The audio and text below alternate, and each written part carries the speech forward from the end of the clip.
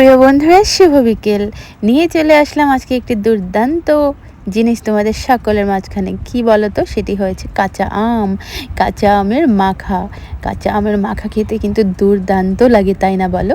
তো দেখো, আমগুলোকে কিন্তু মা খুব সুন্দর করে কেটে দিয়েছিল। আমি তারপরে সেটাকে ভালো করে একটু ঘষে নিয়েছিলাম। আমাদের বাড়ির ঘষণিটা একটু ভেঙে গেছে, পুরনো হয়ে গেছে, তো নতুন আরেকটা আছে, কিন্তু কিপটে বাঙালি কেন নামাবো সেটা, আগে এটাকে নষ্ট করে নিই, সেই জন্য পরে আমগুলোকে ঘষা হয়ে গেল। ঘষা হয়ে যাবার পর দেখো কি সুন্দর লাগছিল না দেখতে। আমগুলো একটু মজে গেছিলো, সেই জন্য একটু লালটি লালটি দেখা যাচ্ছে, একটু হলুদ হলুদ কালার। সেখানে এখন কি দেবো সেটা তো তোমরা জানোই, তারপরেও বলে দিচ্ছি। একটু হয়েছে কাঁচা লঙ্কার সাথে দিয়েছিলাম অনেকগুলো চিনি।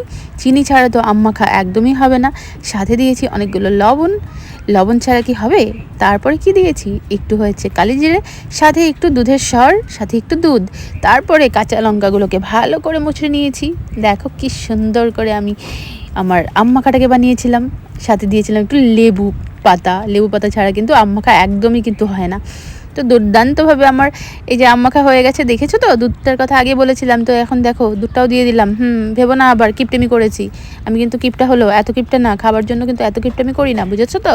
তো দেখো আমার আম মাখা মোটামুটি রেডি হয়ে গেছে। সত্যি বলেছি, যেই সিজনের যে ফল, সেই সিজনের ফলটা কিন্তু অবশ্যই খেতে হয়। কেমন হয়েছে আমার আম মাখা রেসিপিটা অবশ্যই জানাবে। সবাইকে শুভ বিকেল।